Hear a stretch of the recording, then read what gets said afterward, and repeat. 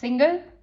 Well, ऐसा भी हो सकता है कि आप एक रिलेशनशिप के लिए शायद रेडी ही ना हो, लेकिन here are 5 signs that you are ready for a relationship. Number 1, you are not hung up on your ex. मतलब आप अपने एक्स के बारे में हर समय नहीं सोच रहे हैं, क्योंकि अगर आप सोच रहे हैं तो आप रीबाउंड रिलेशनशिप ढूंढ रहे हैं, and rebound relationships are not meaningful. You are only looking for a way to get over your ex or get back at your ex. तो वो रिलेशनशिप हैप्पीनेस में तो रिजल्ट नहीं करेगी। Number 2, you understand the importance of communication, especially open communication.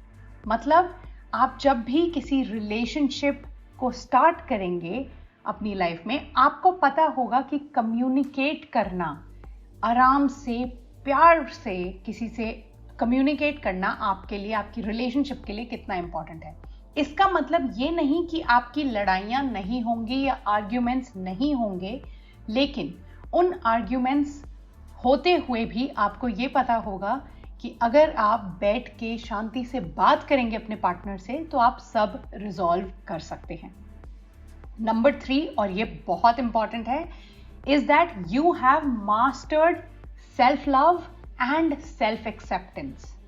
किसी भी relationship का सबसे इम्पॉर्टेंट, सबसे महत्वपूर्ण हिस्सा होता है knowing how to love yourself. क्योंकि जब आप अपने आप को जानते हैं, अपने आप को खुश रखना, अपने आप को समझना जान जाते हैं, तब आप अच्छे से कम्युनिकेट भी कर पाते हैं अपने पार्टनर से कि आपकी नीड्स क्या हैं, आपकी एक्सपेक्टेशंस क्या हैं, और आप अपने पार्टनर का भी उतने अच्छे से ध्यान रख पाते हैं।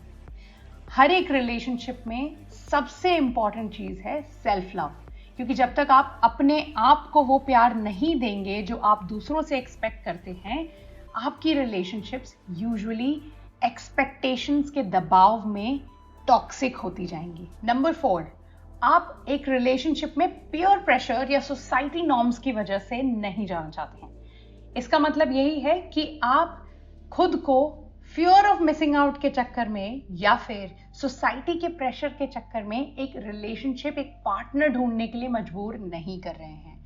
अगर आप जेन्युइनली समझते हैं अपने आप को, अपने आपकी कैपेबिलिटीज को, how you can be a loving partner, how you can be a giving partner, then only you're ready for a relationship.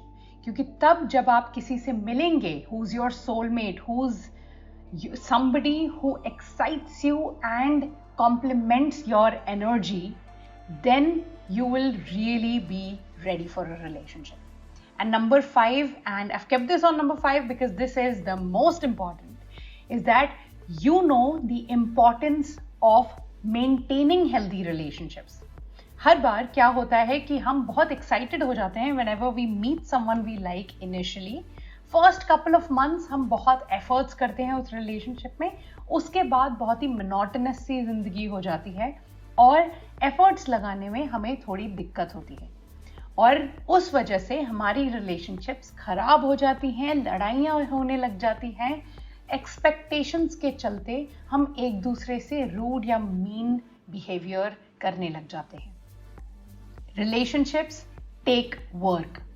Relationships do take effort. अगर आपको किसी से लॉन्ग टर्म रिलेशनशिप निभानी है तो आपको एफर्ट कंटिन्यूसली करते रहना पड़ेगा, और in a way that eventually it will become effortless because you love that person and you care for that person so much कि आपको इवेंचुअली आपकी लाइफ का हिस्सा बन जाएंगे वो, और उनका ध्यान रखना और वो आपका ध्यान रखें एकदम नेचुरल और नॉर्मल स्टेट में आ जाएगा आपकी। But initially you have to understand that relationships do take time and effort, और अगर आपको ये पता है तो आप रेडी हैं एक रिलेशनशिप के लिए। This was the quickest video I have done because this is a Valentine special and I want you to know that there's so much love out there in the world.